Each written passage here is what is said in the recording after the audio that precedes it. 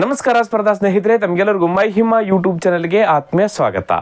ಸ್ನೇಹಿತರೆ, ಇವತ್ತು ನಾವು SSGDಗೆ ರಿಲೇಟೆಡ್ ಆಗಿರ್ತಕ್ಕಂಥ ಪ್ರಾಕ್ಟೀಸ್ ಸೆಟ್ ನಂಬರ್ 4 ಅನ್ನು ಮಾಡ್ತಾ ಇದ್ದೀನಿ. ಈಗಾಗಲೇ 3 ಸೆಟ್ಗಳನ್ನು ಮಾಡಿದ್ದೀನಿ. ಪ್ರತಿಯೊಂದು ಸೆಟ್ಗಳಲ್ಲಿ 10 ಕ್ವಶನ್ಗಳಿದ್ದಾವೆ. ಪ್ರಮುಖವಾಗಿರ್ತಕ್ಕಂಥ 10 ಕ್ವಶನ್ಗಳನ್ನು ಆಯ್ಕೆ ಮಾಡಿಕೊಂಡು ಒಂದು ಸೆಟ್ ಅನ್ನು ಮಾಡ್ತಾ ಇದ್ದೀನಿ. ಯಾರು ಪ್ರೀವಿಯಸ್ ಆಗಿರ್ತಕ್ಕಂಥ ಆ 3 ಪ್ರಾಕ್ಟೀಸ್ ಸೆಟ್ಗಳನ್ನು ನೋಡಿಲ್ವೋ ದಯವಿಟ್ಟು ಆ 3 ಪ್ರಾಕ್ಟೀಸ್ ಸೆಟ್ಗಳನ್ನು ನೋಡಿ, ಜೊತೆಗೆ ಮುಂಬರ್ತಕ್ಕಂಥ ಎಲ್ಲಾ ಸೆಟ್ಗಳನ್ನು ನೋಡ್ತಾ ನಿಮ್ಮ ಸ್ನೇಹಿತರೊಂದಿಗೆ ಈ ವಿಡಿಯೋನ ಶೇರ್ ಮಾಡಿ ಅಂತ ಹೇಳ್ತಾ ಇವತ್ತಿನ ಈ ತರಗತಿಯನ್ನು ಪ್ರಾರಂಭ ಮಾಡ್ತಾ ಇದ್ದೀನಿ. Question number 1.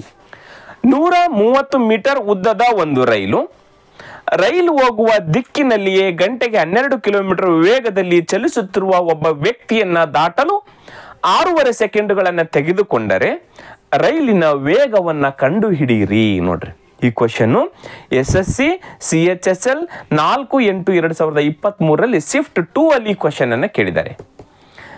ಸಿಂಪಲ್ ಆಗಿದೆ. ಇಲ್ಲಿ ಒಂದು ಟ್ರೈನ್ ಇದೆ.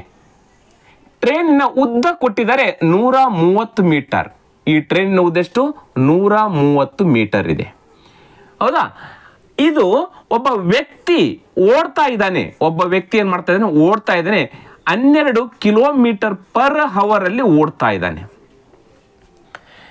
ಈ ಟ್ರೈನು ಕೂಡ ಇದೇ ದಿಕ್ಕಿಗೆ ಹೋಗ್ತಾ ಇದೆ, ಆ ವ್ಯಕ್ತಿ ಕೂಡ ಅದೇ ದಿಕ್ಕಿಗೆ ಸೇಮ್ ಡೈರೆಕ್ಷನ್ ಅಲ್ಲಿ ಎರಡೂ ಹೋಗ್ತಾ ಇದೆ. ಒಂದು ಟ್ರೈನ್ ಓಡ್ತಾ ಇದೆ ಮತ್ತು ಈ ವ್ಯಕ್ತಿನ 12 ಕಿಲೋಮೀಟರ್ ಪರ್ ಅವರ್ ಅಲ್ಲಿ ಇವನು ಓಡ್ತಾ ಇದ್ದಾನೆ. ಈ ಓಡ್ತಕ್ಕಂಥ ವ್ಯಕ್ತಿಯನ್ನ ಈ 130 ಮೀಟರ್ ಉದ್ದದ ಟ್ರೈನ್ ದಾಟಬೇಕಾದ್ರೆ ತೆಗೆದುಕೊಳ್ತಕ್ಕಂಥ ಸಮಯ ಎಷ್ಟು? 6.5 ಸೆಕೆಂಡ್ ಅಂತ ಅವ್ರು ಹೇಳ್ಬಿಟ್ಟಿದ್ದಾರೆ. ಟೈಮ್ ಎಷ್ಟಂತೆ? 6.5 ಸೆಕೆಂಡ್. 6.5 ಸೆಕೆಂಡ್. ಈ ಓಡ್ತಕ್ಕಂಥ ವ್ಯಕ್ತಿಯನ್ನ ದಾಟಬೇಕಾದ್ರೆ ಈ ಟ್ರೈನ್ ತೆಗೆದುಕೊಳ್ತಕ್ಕಂಥ ಸಮಯ ಎಷ್ಟು? 6.5 ಸೆಕೆಂಡ್. ಎಸ್, ಈಗ ನಮಗೆ ಟೈಮ್ ಗೊತ್ತಾಯ್ತು. ಡಿಸ್ಟೆನ್ಸ್ ಏನ್ ಮಾಡ್ಕೊಳ್ತೀವಿ? ನಾವು ಎರಡು ಡಿಸ್ಟೆನ್ಸ್ ಅನ್ನು ಕೂಡಿಸ್ಕೊಳ್ಬೇಕು. ಇಲ್ಲೊಂದು ಟ್ರೈನ್ ಇತ್ತಂದ್ರೆ ಈ ಟ್ರೈನಿನ ಉದ್ದ ಮತ್ತು ಈ ಟ್ರೈನಿನ ಉದ್ದನ ಕೂಡಿಸ್ಕೊಂಡ್ರೆ ಡಿಸ್ಟೆನ್ಸ್ ಆಗುತ್ತೆ. ಅಥವಾ ಅಂದ್ರೆ ಇಲ್ಲೊಂದು ಬ್ರಿಡ್ಜ್ ಇತ್ತಂತಂದ್ರೆ ಈ ರೈಲಿನ ಉದ್ದ ಮತ್ತು ಈ ಸೇತುವೆ ಉದ್ದವನ್ನು ಕೂಡಿಸ್ಕೊಂಡ್ರೆ ಟೋಟಲ್ ಡಿಸ್ಟೆನ್ಸ್ ಆಗುತ್ತೆ. ಸೇಮ್ ಡೈರೆಕ್ಷನ್ ಅಲ್ಲಿ ಹೋಗ್ಬೇಕಾದ್ರೆ ಅಥವಾ ಅಪೋಸಿಟ್ ಡೈರೆಕ್ಷನ್ ಅಲ್ಲಿ ಹೋಗ್ಬೇಕಾದ್ರೆ. ಬಟ್ ಇಲ್ಲಿ ಇದಕ್ಕೆ ಉದ್ದ ಇದೆ, ಇದಕ್ಕೆ ಉದ್ದ ಇಲ್ಲ, ಇದಕ್ಕೆ ಉದ್ದ ಇದೆ. ನಿಂತಿರ್ತಕ್ಕಂಥ ಒಬ್ಬ ವ್ಯಕ್ತಿಗೆ ಅಥವಾ ಒಂದು ಗಿಡಕ್ಕೆ ಅಥವಾ ಒಂದು ವಿದ್ಯುತ್ ಕಂಬಕ್ಕೆ ಇವಕ್ಕೆ ಯಾಕೂ ಉದ್ದ ತೋರಿಸಲ್ಲ ನಾವು. ಹೌದಾ?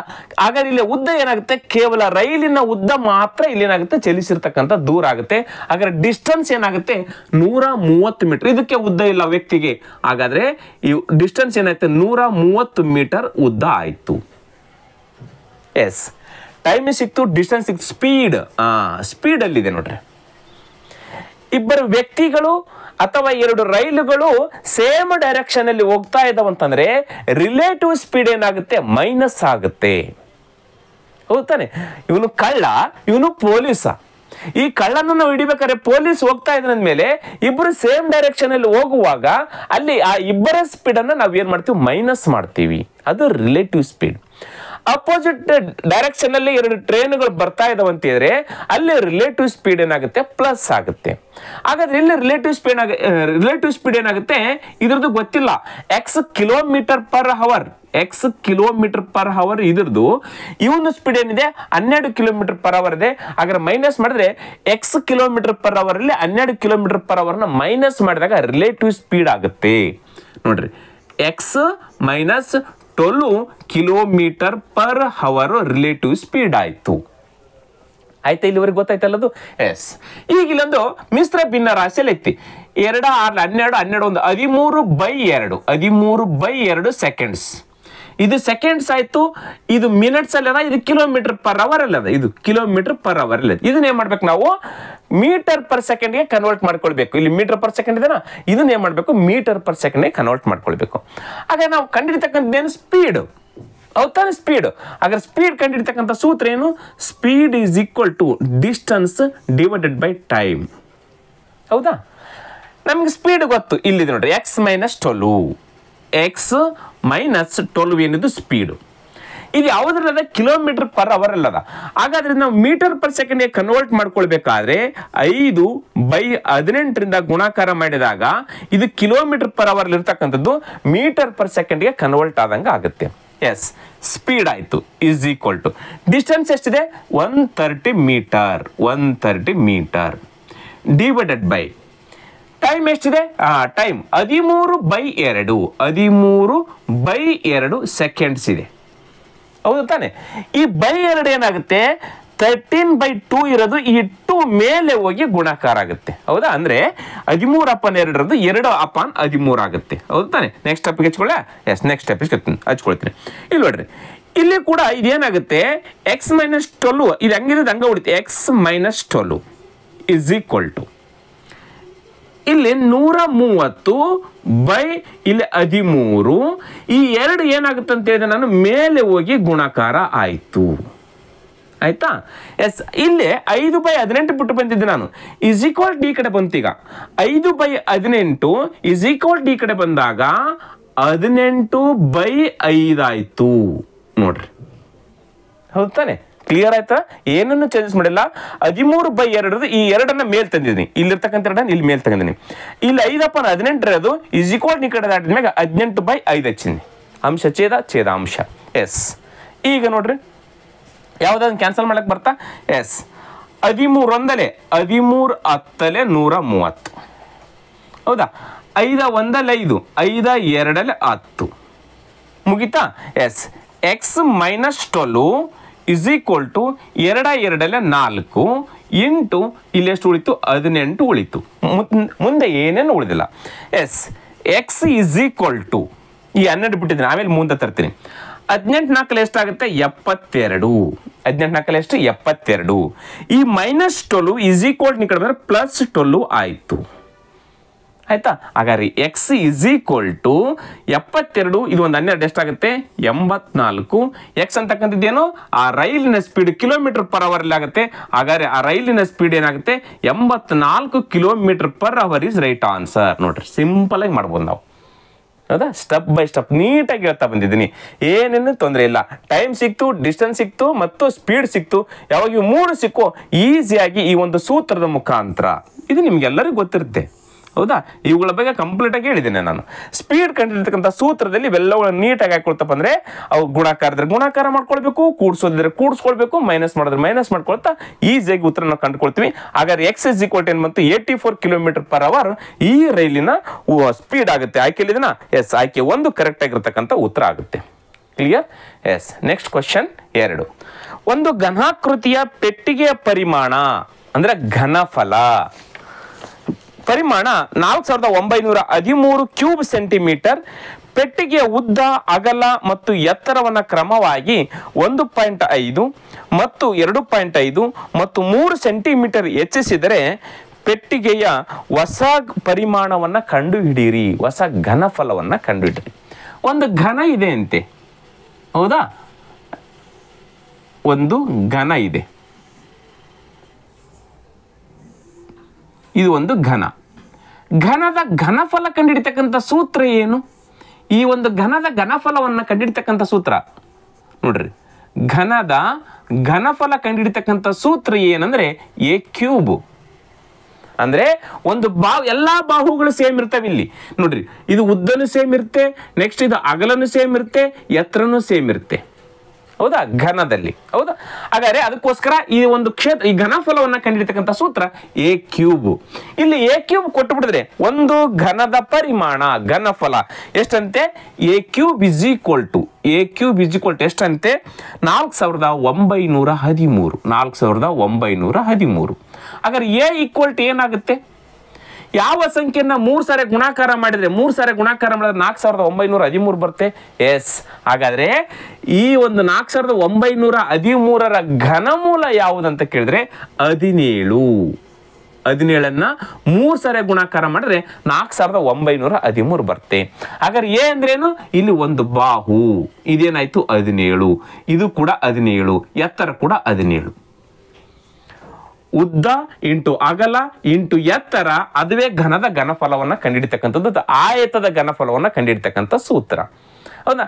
ಇಲ್ಲಿ ನಾವು ಉದ್ದ ಅಗಲ ಕೇವಲ ಎ ಅಂತ ಯಾಕೆ ತೆಗೆದುಕೊಳ್ತೀವಿ ಅಂತಂದ್ರೆ ಇಲ್ಲಿ ಎಲ್ಲಾ ಬಾಹುಗಳು ಸೇಮ್ ಇರೋದ್ರಿಂದ ಎ ಅಂತ ತೆಗೆದುಕೊಳ್ತೀವಿ. ಆಯತ ಘನದಲ್ಲಿ ಬಂದಾಗ ಉದ್ದ ಬೇರೆ ಇರುತ್ತೆ, ಅಗಲ ಬೇರೆ ಇರುತ್ತೆ, ಎತ್ತರ ಬೇರೆ ಇರೋದ್ರಿಂದ ಉದ್ದ ಇಂಟು ಅಗಲ ಇಂಟು ಎತ್ತರ ಅಂತ ಮಾಡ್ತೀವಿ. ಆಯತದಲ್ಲಿ ಬಂದಾಗ ಆಯತದ ಘನಫಲ ಕಂಡುಹಿಡಿತಕ್ಕಂಥ ಸೂತ್ರ ಏನು? ಘನಫಲ ಕಂಡುಹಿಡಿತಕ್ಕಂಥ ಉದ್ದ ಇಂಟು ಅಗಲ ಇಂಟು ಎತ್ತರ. ಇದೇ ಉದ್ದ, ಅಗಲ, ಎತ್ತರ. ಈಗ ಇಲ್ಲಿ ಏನು ಮಾಡಿದ್ದಾರೆ ಅಂತ, ಈಗ ನಮ್ಗೆ ಎ ಸಿಕ್ತು. ಈಗ ಇಲ್ಲಿ ನೆಕ್ಸ್ಟ್ ಏನ್ ಮಾಡಿದ್ರೆ, ಉದ್ದ, ಅಗಲ ಮತ್ತು ಎತ್ತರವನ್ನ ಕ್ರಮವಾಗಿ 1.5, 2.5, ಉದ್ದವನ್ನ 1.5 ಹೆಚ್ಚಿಸಿದ್ದಾರೆ. ಇಲ್ಲಿ 17 ಇದೆಲ್ಲ ಉದ್ದ ನೋಡ್ರಿ. ಉದ್ದ ಎಷ್ಟಿದೆ ಈಗ ಪ್ರೆಸೆಂಟು 17 ಇದೆ. ಇವಾಗ ಹೆಚ್ಚಿಸಿದ್ದಾರೆ ಅಂತ, ಎಷ್ಟು ಹೆಚ್ಚಿದ್ರೆ 1.5 ಅನ್ನ ಹೆಚ್ಚಿಸಿದ್ದಾರೆ, 1.5 ಹೆಚ್ಚಿಸಿದ್ದಾರೆ. ನೆಕ್ಸ್ಟ್ ಅಗಲವನ್ನು ಎಷ್ಟು ಹೆಚ್ಚಿಸಿದರೆ 2.5. ಮೊದಲೀಗ 17 ಇದೆ, 17 ಅಗಲಿದೆ, ಈಗ 2.5 ಅನ್ನು ಹೆಚ್ಚಿಸಿದ್ದಾರೆ. ನೆಕ್ಸ್ಟ್ ಎತ್ತರ ಎಷ್ಟಿದೆ 17 ಇದೆ ಪ್ರೆಸೆಂಟ್, ಈಗ ಹೆಚ್ಚಿಸಿದಷ್ಟು 3 ಸೆಂಟಿಮೀಟರ್ ಹೆಚ್ಚಿಸಿದರೆ, ಅಥವಾ 3 ಸೆಂಟಿಮೀಟರ್ ಹೆಚ್ಚಿಸಿದರೆ ಇವಾಗ ಹೊಸ ಆಯತಘನ ಒಂದು ರೆಡಿ ಆಗುತ್ತೆ. ಹಾಗಾದ್ರೆ ಆಯತಘನದ ಉದ್ದ ಎಷ್ಟಾಗುತ್ತೆ ನೋಡ್ರಿ, 17.5, ಇದು 17.1.5 ಎಷ್ಟಾಗುತ್ತೆ, 18.5 ಸೆಂಟಿಮೀಟರ್. ಇದು 18.5 ಆಯ್ತು. ಇದೆಷ್ಟು 17 1 2 19.5 ಇದ್ರ ಸೆಂಟಿಮೀಟರ್ ಆಯ್ತು. ನೆಕ್ಸ್ಟ್ ಇದೆಷ್ಟಾಯ್ತು 20 ಸೆಂಟಿಮೀಟರ್ ಆಯ್ತು. ಎಸ್, ಈಗ ಆಯತಘನ ಆಯ್ತಲ್ಲ. ಹಾಗಾದ್ರೆ ಇವು 3 ಗುಣಾಕಾರ ಮಾಡಿಬಿಟ್ರೆ ಆಯ್ತಲ್ಲ. ಉದ್ದ ನೋಡ್ರಿ, ಇದು ಉದ್ದ ತಾನೆ. ಎಸ್, 18.5 ಇಂಟು ಅಗಲ 19.5 ಇಂಟು ಎತ್ತರ 20. ಹೌದಾನೆ. ಇವು 3 ಹಳೆ ಗಣದವು, ಚೌಕಗಣ ಇದು. ಆಮೇಲೆ ಅವುಗಳನ್ನು ಹೆಚ್ಚಿಸಿದಾಗ ಉದ್ದ ಮತ್ತು ಅಗಲ ಮತ್ತು ಎತ್ತರದಲ್ಲಿ ಬದಲಾವಣೆ ಆಯಿತು. ಈ ರೀತಿ ಅದು. ಹಾಗಾದ್ರೆ ಇವು 3 ಗುಣಾಕಾರ ಮಾಡಿದ್ರೆ ಏನಾಗುತ್ತೆ, ನಮಗೆ ಉತ್ತರ ಸಿಗುತ್ತೆ. ಈಗಲೇ 18.5 ಮತ್ತು 19.5 ಅನ್ನ ಗುಣಾಕಾರ ಮಾಡಿದ್ರೆ ಎಷ್ಟಾಯ್ತೆ, 36,075. ಇವೆರಡನ್ನ ಗುಣಾಕಾರ ಮಾಡಿದ್ರೆ ಎಷ್ಟಾಯ್ತೆ, 36,075 ಆಗುತ್ತೆ. ಆದರೆ 2 ಪಾಯಿಂಟ್ ಬಿಟ್ಟು ಕೊಡ್ಬೇಕು ನೋಡ್ರಿ. ಇಲ್ಲಿಂದ ಇಲ್ಲಿ ಒಂದು ಬಿಟ್ಟು ಪಾಯಿಂಟ್ ಅದ, ಇಲ್ಲಿಂದ ಇಲ್ಲಿ ಒಂದು ಬಿಟ್ಟು ಪಾಯಿಂಟ್ ಅದ. ಅಂದ್ರೆ 2 ಬಿಟ್ಟು, ಇಲ್ಲಿ 1 ಬಿಟ್ಟು ಇಲ್ಲಿ 2 ಬಿಟ್ಟು ಪಾಯಿಂಟ್ ಆಯ್ತು. ಹಾಗಾದ್ರೆ ಉತ್ತರದಲ್ಲಿ 1 ಬಿಟ್ಟು 2 ಬಿಟ್ಟು ಪಾಯಿಂಟ್ ಕೊಟ್ಟಿವಿ, ಇಂಟು 20 ಆಯ್ತಾ. ನೆಕ್ಸ್ಟ್ ಈ 20ಕ್ಕೆ ಇದೆಲ್ಲಕ್ಕೆ ಗುಣಾಕಾರ ಮಾಡಬೇಕು. ಈ 0ಕ್ಕೆ ಈ 0 ಹಚ್ಚಿಬಿಡ್ತೀನಿ. 2 5 10ಕ್ಕೆ 0 ಕೈಲ ಬಂತು 1, 2 7 14 1 15 ಕೈಲ ಬಂತು 1, 2 0 0 1ಕ್ಕೆ 1, 2 6 12ಕ್ಕೆ 2 ಕೈಲ ಬಂತು 1, 2 3 6 1 7. ಈಗ ಎಷ್ಟು ಬಂತು, 7,21,500. ಉತ್ತರ ಇದಲ್ಲ. ಇಲ್ಲಿ 2 ಬಿಟ್ಟು ಪಾಯಿಂಟ್ ಅದ, 1 ಬಿಟ್ಟು 2 ಬಿಟ್ಟು. ಹಾಗಾದ್ರೆ ಉತ್ತರದಲ್ಲಿ 1 ಬಿಟ್ಟು 2 ಬಿಟ್ಟು ಪಾಯಿಂಟ್ ಕೊಡಬೇಕು. ಇಲ್ಲಿ ಉಳಿದಿರ್ತಕ್ಕಂಥದ್ದು 7,215 ಘನ ಸೆಂಟಿಮೀಟರ್. ನೋಡ್ರಿ, ಘನ ಸೆಂಟಿಮೀಟರ್ ಅಲ್ಲಿ ಹೇಳ್ಬೇಕು. ಕ್ಯೂಬ್ ಸೆಂಟಿಮೀಟರ್ ಆ ಒಂದು ಆಯತಘನದ, ಹೊಸ ಆಯತಘನದ ವಿಸ್ತೀರ್ಣ ಆಗುತ್ತೆ, ಅಥವಾ ಪರಿಮಾಣ ಅಂತಾದ್ರೂ ಅನ್ಕೊಳ್ಬಹುದು. ಎಸ್, ಇದೇನು ಆಯ್ಕೆ 7,215. ಎಸ್, ಆಯ್ಕೆ 4 ಕರೆಕ್ಟ್ ಆಗಿರ್ತಕ್ಕಂಥ ಉತ್ತರ. ನೋಡ್ರಿ, ಮೊದಲು ಎಷ್ಟಿತ್ತು, 4,900 ಇತ್ತು. ಈಗ ಎಷ್ಟಾಯ್ತು, 7,215 ಕ್ಯೂಬ್ ಸೆಂಟಿಮೀಟರ್ ಆಯ್ತು. ಎದಕ್ಕಾಯ್ತಿದು, ಉದ್ದದಲ್ಲಿ 1.5 ಹೆಚ್ಚಾಯ್ತು, ಅಗಲದಲ್ಲಿ 2.5 ಜಾಸ್ತಿ ಆಯ್ತು, ಎತ್ತರದಲ್ಲಿ 3 ಸೆಂಟಿಮೀಟರ್ ಜಾಸ್ತಿ ಆದಾಗ ಹೊಸ ಆಯತಘನದ ವಿಸ್ತೀರ್ಣ, ಘನಫಲ ಏನಾಗುತ್ತೆ ಇಲ್ಲಿ, 7,215 ಕ್ಯೂಬ್ ಸೆಂಟಿಮೀಟರ್ ಆಯ್ತು. ಇಲ್ಲಿ ಕ್ಯೂಬ್ ಸೆಂಟಿಮೀಟರ್ ಘನಫಲ. ಹೌದಾ, ಗೊತ್ತಾಯ್ತು. ಎಸ್, ಮುಂದಿನ ಕ್ವಶನ್ 3. ಸರಳ ಬಡ್ಡಿ ದರದಲ್ಲಿ 640 ರೂಪಾಯಿ ಮೊತ್ತವು 2 ವರ್ಷಗಳಲ್ಲಿ 832 ರೂಪಾಯಿ ಆಗುತ್ತದೆ. ಅದೇ ಸರಳ ಬಡ್ಡಿ ದರದಲ್ಲಿ ರೇಟ್ ಆಫ್ ಇಂಟ್ರೆಸ್ಟ್ ಗೊತ್ತಿಲ್ಲ ಈಗ ನಮಗೆ. 860 ರೂಪಾಯಿಗೆ 4 ವರ್ಷಗಳಲ್ಲಿ ಎಷ್ಟಾಗುತ್ತೆ, 860 ರೂಪಾಯಿ ಅಸಲಿಗೆ 4 ವರ್ಷಗಳಿಗೆ ಮೊತ್ತ ಎಷ್ಟಾಗುತ್ತೆ ಅಂತ ಕ್ವಶನ್ ಕೇಳಿದ್ರೆ, ಈ ಕ್ವಶನ್ SSC CGL 2/12/2022 ಶಿಫ್ಟ್ 4ರಲ್ಲಿ ಈ ಕ್ವಶನ್ ಅನ್ನು ಕೇಳಿದ್ದಾರೆ. ಇಲ್ಲಿ ನೋಡ್ರಿ, 640 ರೂಪಾಯಿ ಅಸಲಿದೆ, 640 ರೂಪಾಯಿ ಅಸಲು. ಈ 640 ರೂಪಾಯಿ ಅಸಲು 2 ವರ್ಷಗಳಲ್ಲಿ 832 ರೂಪಾಯಿ ಮೊತ್ತ ಆಗುತ್ತಂತೆ. ಹಾಗಾದ್ರೆ ಇದರಲ್ಲಿ 640 ರೂಪಾಯಿ ಇದೆ ಮತ್ತು 2 ವರ್ಷದ ಸಿಂಪಲ್ ಇಂಟ್ರೆಸ್ಟ್ ಕೂಡ ಇತ್ತು ಇದರಲ್ಲಿ. ಹಾಗಾದ್ರೆ ಇಂಟ್ರೆಸ್ಟ್ ಎಷ್ಟೈತೆ ಅಂತಂದಾಗ, ಈ 832ರಲ್ಲಿ 640 ಮೈನಸ್ ಮಾಡಿಬಿಟ್ರೆ 2 ವರ್ಷದ ಬಡ್ಡಿ ಸಿಗುತ್ತೆ ನಮಗೆ. 2ರಲ್ಲಿ 0 ಹೋದ್ರೆ 2, 3ರಲ್ಲಿ 4 ಹೋಗಲ್ಲ, 13ರಲ್ಲಿ 4 ಹೋದ್ರೆ 9 ಕೈಲ ಬಂತು 1, 8ರಲ್ಲಿ 7 ಹೋದ್ರೆ 1. ನೋಡ್ರಿ, 192 ರೂಪಾಯಿ ಏನಿದು 2 ವರ್ಷದ ಸಿಂಪಲ್ ಇಂಟ್ರೆಸ್ಟ್. 2 ವರ್ಷದ ಸಿಂಪಲ್ ಇಂಟ್ರೆಸ್ಟ್. ಆದ್ರೆ 1 ವರ್ಷಕ್ಕೆ ಎಷ್ಟಾಗುತ್ತೆ, 1 ವರ್ಷಕ್ಕೆ ಸಿಂಪಲ್ ಇಂಟ್ರೆಸ್ಟ್ ಎಷ್ಟಾಗುತ್ತೆ, 2ರಿಂದ ಡಿವೈಡ್ ಮಾಡ್ರಿ. 2 9 18, 1 ಉಳಿತೆ 16 12 ಆಗುತ್ತೆ. 2 6 12 96 ರೂಪಾಯಿ ಏನಾಯ್ತು ಈಗ ಸಿಂಪಲ್ ಇಂಟ್ರೆಸ್ಟ್ ಆಯ್ತು. ಎಷ್ಟು ವರ್ಷಕ್ಕ, 1 ವರ್ಷಕ್ಕ. 2 ವರ್ಷಕ್ಕೆ 192, 1 ವರ್ಷಕ್ಕೆ 96 ರೂಪಾಯಿ ಸಿಂಪಲ್ ಇಂಟ್ರೆಸ್ಟ್ ಆಯ್ತು. ಎಷ್ಟಕ್ಕೆ? 640ಕ್ಕ 1 ವರ್ಷಕ್ಕೆ 96 ರೂಪಾಯಿ ಇಂಟ್ರೆಸ್ಟ್. ನಾವು ರೇಟ್ ಆಫ್ ಇಂಟ್ರೆಸ್ಟ್ ಕಂಡುಹಿಡಬೇಕು. ರೇಟ್ ಆಫ್ ಇಂಟ್ರೆಸ್ಟ್ ಕಂಡುಹಿಡಬೇಕಂತ ಏನು ಮಾಡಬೇಕು? 100ಕ್ಕೆ ಎಷ್ಟು ಪರ್ಸೆಂಟೇಜ್ ಅಲ್ಲಿ ಹೇಳಬೇಕು. ನೋಡ್ರಿ 640ಕ್ಕೆ 96 ರೂಪಾಯಿ ಆದ್ರೆ ನೋಡ್ರಿ 640 ರೂಪಾಯಿಗೆ 96 ರೂಪಾಯಿ ಇಂಟ್ರೆಸ್ಟ್ ಬಂದ್ರೆ ರೇಟ್ ಆಫ್ ಇಂಟ್ರೆಸ್ಟ್ ಕಂಡುಹಿಡಿತೀವಿ ತಾನೆ? ಎಸ್ ಆಗ 100ಕ್ಕೆ ಎಷ್ಟು? ಈ 0 ಕ್ಯಾನ್ಸಲ್, ಇಲ್ಲಿ ಇದ್ರಾಗ ಒಂದು 0 ಕ್ಯಾನ್ಸಲ್. 8ರ ಮಗ್ಗೆಲ್ಲಿ 2 ಹೋಗ್ತಾವಲ್ಲ, ಅಥವಾ 16 ಮಗ್ಗೆಲ್ಲಿ ಅದು ನೋಡಿ, 8ರ ಮಗ್ಗೆಲ್ಲಿ ನೋಡಿ ನಿಮ್ಗೆ ಈಸಿ. 8 8 64, 8 1 8, 1 ಉಳಿತು 16 ಆಗುತ್ತೆ, 8 2 16 ಮುಗಿತಾ? ಮತ್ತೆ 4ರ ಮಗ್ಗೆಲ್ಲಿ ಇದು ಹೋಗುತ್ತೆ, ಇದು ಹೋಗುತ್ತೆ. 4 2 8, 4 3 12 ಆಯ್ತಾ? ನೆಕ್ಸ್ಟ್ 2 10ಕ್ಕೆ 2 1 2, 2 5 10. ಇಲ್ಲಿ ಏನು ಉಳಿಲ್ಲ ಕೆಳಗಡೆ. ಮೇಲೆ 3 × 5 ಉಳಿತು. ಹಾಗಾದ್ರೆ 5 3 ಎಷ್ಟಾಗುತ್ತೆ? 15% ಏನಾಗುತ್ತೆ? ರೇಟ್ ಆಫ್ ಇಂಟ್ರೆಸ್ಟ್ ಆಯ್ತು. ನೋಡ್ರಿ 15% ಏನಾಯ್ತು? ಈಗ ರೇಟ್ ಆಫ್ ಇಂಟ್ರೆಸ್ಟ್ ಆಯ್ತು, ಮುಗಿದ ಹೋಯ್ತು ನಮಗೆ. ಯಾವಾಗ ರೇಟ್ ಆಫ್ ಇಂಟ್ರೆಸ್ಟ್ ಸಿಕ್ತು, ಇದೇ ಸರಳ ಬಡ್ಡಿ ದರದಲ್ಲಿ 860 ರೂಪಾಯಿ ಅಂದ್ರೆ ಅಸಲು, 4 ವರ್ಷಗಳಲ್ಲಿ ಟೈಮು, ರೇಟ್ ಆಫ್ ಇಂಟ್ರೆಸ್ಟ್ 15. ಹಾಗಾದ್ರೆ ಸರಳ ಬಡ್ಡಿ ಎಷ್ಟಾಗುತ್ತೆ? ಆಮೇಲೆ ಆ ಅಸಲಿಗೆ ಬಂದಿರತಕ್ಕಂಥ 860 ರೂಪಾಯಿ ಅಸಲು ಕೊಟ್ಟಿರ್ತಾನೆ, ಆ ಅಸಲಿಗೆ ಬಂದಿರತಕ್ಕಂಥ ಸರಳ ಬಡ್ಡಿಯನ್ನು ಕೂಡಿಸಿದ್ರೆ ಮೊತ್ತ ಆಗುತ್ತೆ. ಹಾಗಾದ್ರೆ ಇಲ್ಲಿ ಅಸಲು ಎಷ್ಟಿದೆ? ಕ್ವಶನ್ ಅಲ್ಲಿ ಏನ್ ಕೇಳಿದ್ರೆ 860 ರೂಪಾಯಿ. 860 ರೂಪಾಯಿಗೆ ಎಷ್ಟು ವರ್ಷಗಳಲ್ಲಿ?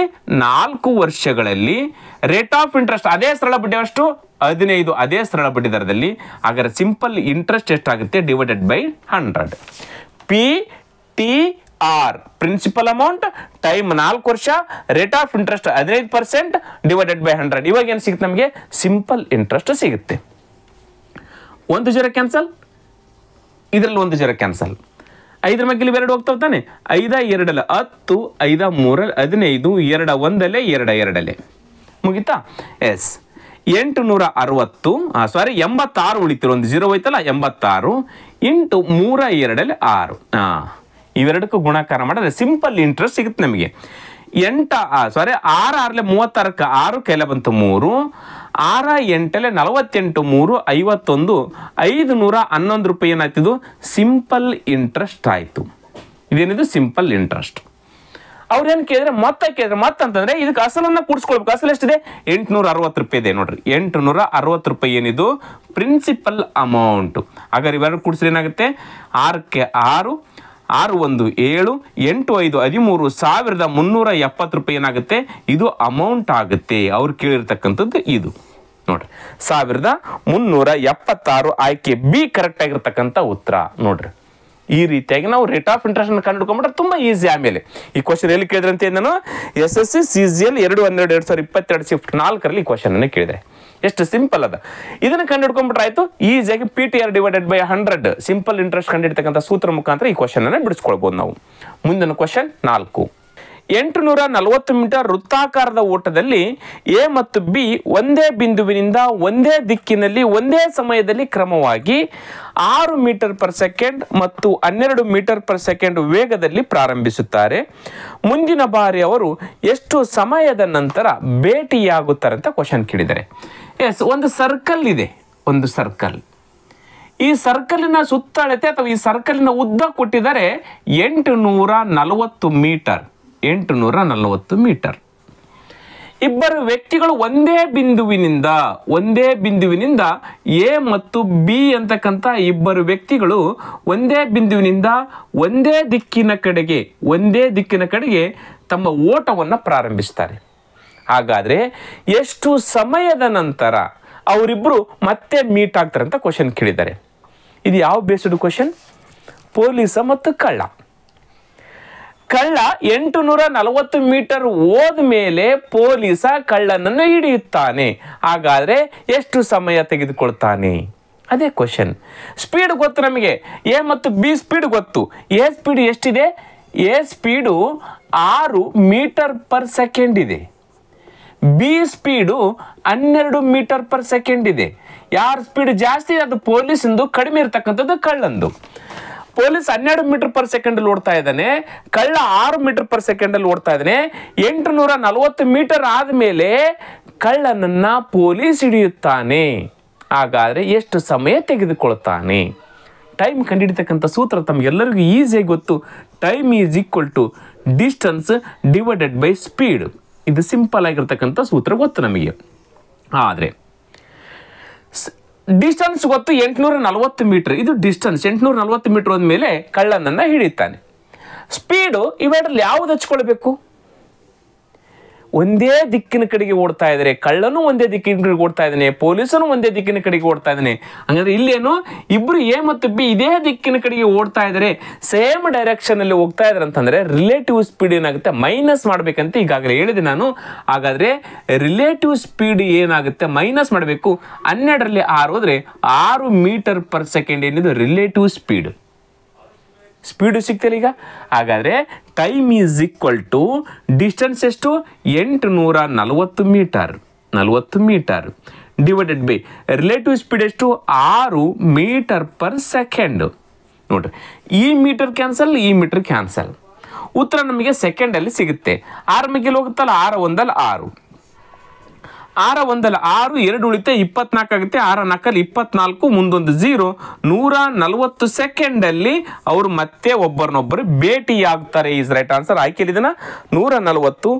ಎಸ್, ಆಯ್ಕೆ 3 ಕರೆಕ್ಟ್ ಆಗಿರ್ತಕ್ಕಂಥ ಉತ್ತರ. ನೋಡ್ರಿ, ಆಯ್ಕೆ 3 140 ಸೆಕೆಂಡ್ ಆದ್ಮೇಲೆ ಎ ಮತ್ತು ಬಿ ಮತ್ತೆ ಅವರು ಭೇಟಿಯಾಗ್ತಾರೆ ಅಂತ ರೈಟ್ ಆನ್ಸರ್ ಆಗುತ್ತೆ. ಕ್ಲಿಯರ್? ಅರ್ಥ ಆಯ್ತು? ತುಂಬಾ ಸಿಂಪಲ್ ಇದೆ. Next question 5. ಸಿಲಿಂಡರ್ನ ತ್ರಿಜ್ಯವು ದ್ವಿಗುಣಗೊಳ್ಳುವುದರಿಂದ ಹೊಸ ಸಿಲಿಂಡರ್ನ ಪರಿಮಾಣವೂ ದ್ವಿಗುಣಗೊಳ್ಳುತ್ತೆ. ಹೊಸ ಸಿಲಿಂಡರ್ನ ಎತ್ತರವು ಹಳೆಯ ಸಿಲಿಂಡರ್ನ ಶೇಕಡವಾರು ಎಷ್ಟು? ನೋಡ್ರಿ, ಈ ಕ್ವಶನ್ SSC MTS 7/10/2024 ಈ ಕ್ವಶನ್ ಅನ್ನ ಕೇಳಿದ್ದಾರೆ. ರೀಸೆಂಟ್ ಆಗಿ ಕೇಳಿರ್ತಕ್ಕಂಥ ಕ್ವಶನ್. ಇಲ್ಲಿ ನೋಡಿ, ಒಂದು ಸಿಲಿಂಡರ್ ಇದೆ, ಇದು ಹಳೆಯ ಸಿಲಿಂಡರ್ ಅಂತ ಅನ್ಕೊಳ್ಳಿ. ಈ ಸಿಲಿಂಡರ್ನ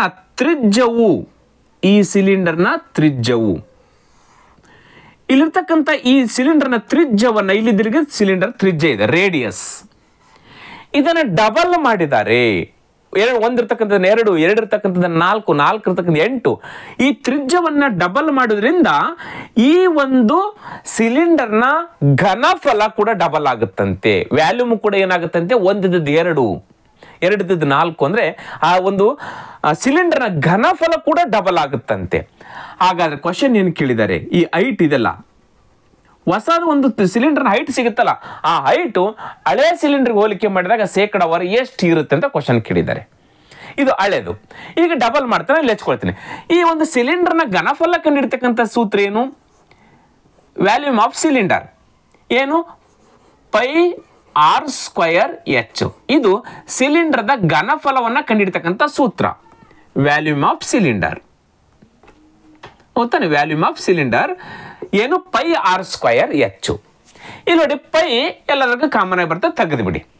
ಈಗ ನೋಡಿ, ಇಲ್ಲೇ ಓಲ್ಡ್ ಸಿಲಿಂಡರು, ಇಲ್ಲಿ ನ್ಯೂ ಸಿಲಿಂಡರ್ ಹಾಕೊಳ್ತೀನಿ ನಾನು.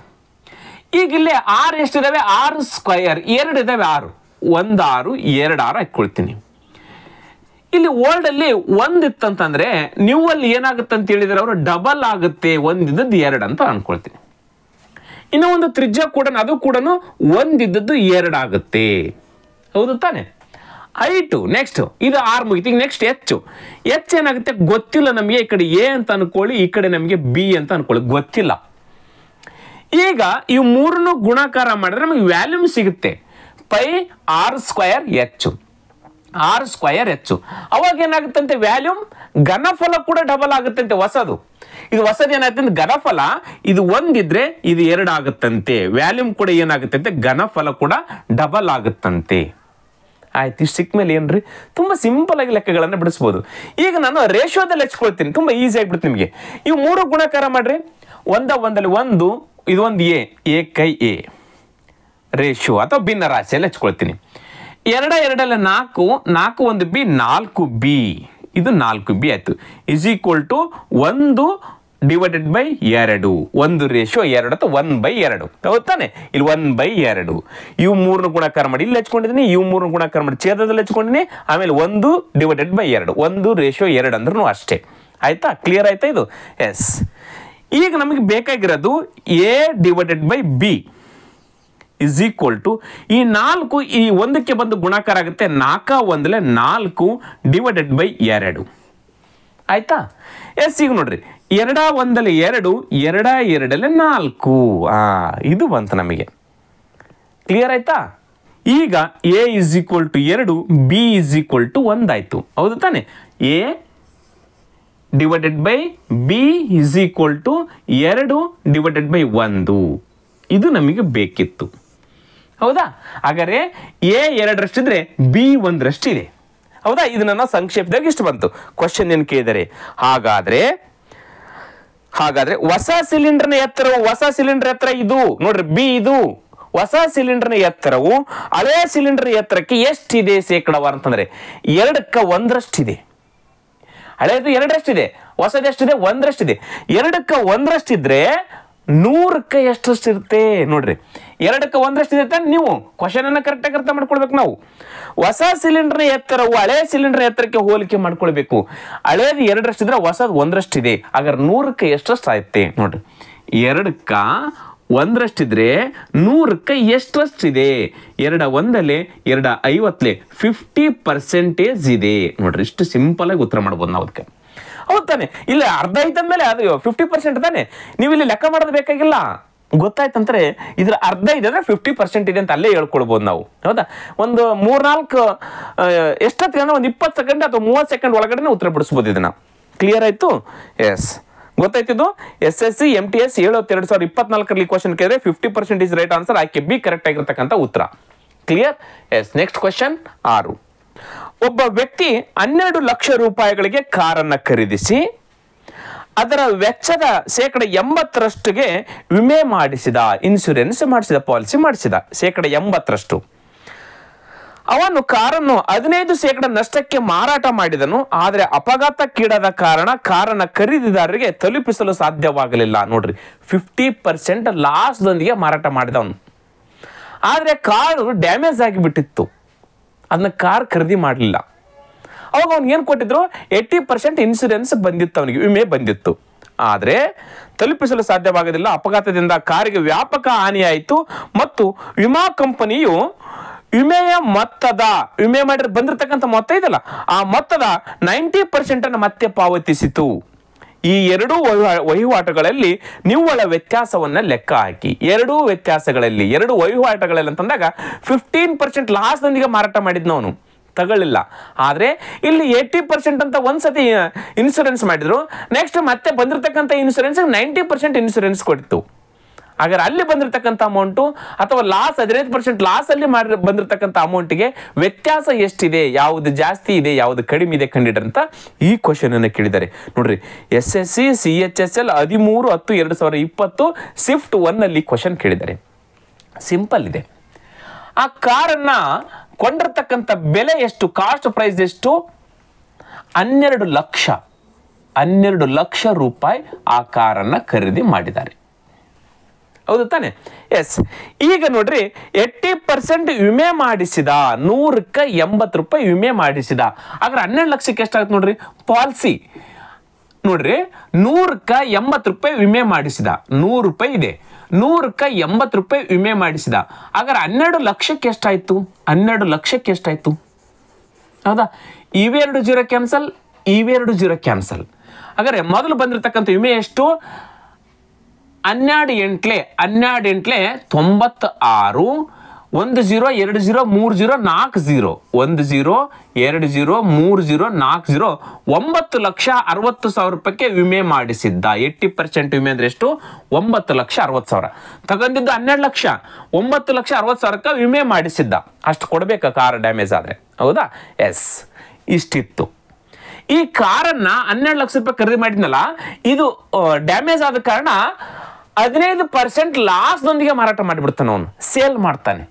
ಸೆಲ್ಲಿಂಗ್ ಪ್ರೈಸ್ ಎಷ್ಟಂತ? 15% ಲಾಸ್. 100ಕ್ಕೆ 15% ಲಾಸ್ ಅಂದ್ರೆ ಎಷ್ಟಕ್ಕೆ ಮಾರಾಟ ಮಾಡ್ತಾನೆ? 85 ರೂಪಾಯಿಗೆ ಮಾರಾಟ ಮಾಡ್ತಾನೆ. 100 ರೂಪಾಯಿಗೆ 85 ರೂಪಾಯಿಗೆ ಮಾರಾಟ ಮಾಡ್ತಾನೆ. ಹಾಗಾದ್ರೆ 12 ಲಕ್ಷ ರೂಪಾಯಿಗೆ ಎಷ್ಟು ಮಾರಾಟ ಮಾಡ್ದಂಗೆ ಆಯ್ತು? 12 ಲಕ್ಷ ರೂಪಾಯಿ ಕಾರನ್ನ ಎಷ್ಟಕ್ಕೆ ಮಾರಾಟ ಮಾಡ್ದಂಗೆ ಆಯ್ತು? ಈ ಕಡೆ ಇವೆರಡು ಜೀರೋ ಕ್ಯಾನ್ಸಲ್, ಈ ಕಡೆ ಇವೆರಡು ಜೀರೋ ಕ್ಯಾನ್ಸಲ್. ಹೌದಾ? ಹಾಗಾದ್ರೆ ಇಸ್ ಈಕ್ವಲ್ ಟು ಇಲ್ಲಿ 1 2 3 0 1 2 3 0 ಬಿಟ್ಕೊಂಡು 12 ಇಲ್ಲಿ 60ಕ್ಕೆ 0 ಕೈಲ ಬಂತು 6.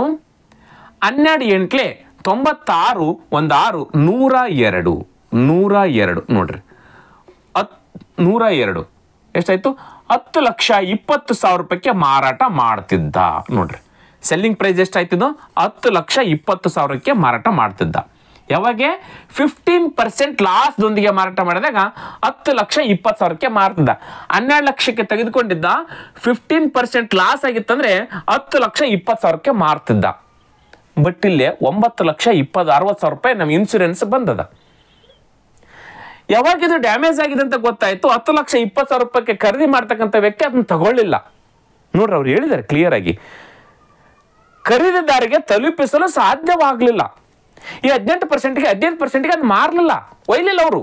ಅವಾಗ ಏನ್ ಮಾಡಿದ್ರು ವಿಮೆದಾರರು, ಈ 9,60,000ಕ್ಕೆ ಮತ್ತೆ 90% ವಿಮೆಯನ್ನ ಕೊಟ್ಟರು. ಯಾರು ಕಾರ್ಯದವನಿಗೆ 9,60,000 ರೂಪಾಯಿ ಇದೆಯಲ್ಲ, ಆ ವಿಮೆ ಮೇಲೆ ಮತ್ತೆ 90% ವಿಮೆ ಕೊಟ್ಟರು. ಹಾಗಾದ್ರೆ ಎಷ್ಟಾಗುತ್ತೆ ನೋಡ್ರಿ, 9,60,000 ಇದೆ. 9,60,000 ಇದಕ್ಕೆ ಎಷ್ಟು ಇನ್ಶೂರೆನ್ಸ್ ಕೊಟ್ಟರು? 90% ಹೇಳಿದರೆ 90%, 100ಕ್ಕೆ 90% ವಿಮೆ ಕೊಟ್ಟರು. ಹೌದು ತಾನೆ? 100ಕ್ಕೆ 90%. ಹಾಗಾದ್ರೆ ಎಷ್ಟಾಯ್ತು ನೋಡ್ರಿ, ಈ 0 ಕ್ಯಾನ್ಸಲ್, ಈ 0 ಕ್ಯಾನ್ಸಲ್, ಈ 0 ಕ್ಯಾನ್ಸಲ್, ಈ 0 ಕ್ಯಾನ್ಸಲ್. ಈಗ 96ಕ್ಕೆ ಮತ್ತು 9ಕ್ಕೆ ಗುಣಾಕಾರ 1 2 3 ಪೂಸಿ 1 2 3 0. 96 54ಕ್ಕೆ 4 ಕೈಲ ಬಂತು 5. ಹೌದಾ? ಎಸ್ 99 81 1 5 86. ನೋಡ್ರಿ ಎಷ್ಟಕ್ಕೆ ಮಾರಾಟ ಆಯ್ತು? 8,64,000 ರೂಪಾಯಿಗೆ ಮತ್ತೆ ಇನ್ಶೂರೆನ್ಸ್ ಬಂತು. 90% ಇನ್ಶೂರೆನ್ಸ್ ಬಂತು ತಾನೆ. ಇದಕ್ಕೆ 90% ಇನ್ಶೂರೆನ್ಸ್ ಬಂದಾಗ ಎಷ್ಟಾಯ್ತು? 8,64,000 ರೂಪಾಯಿ ಆಯ್ತು.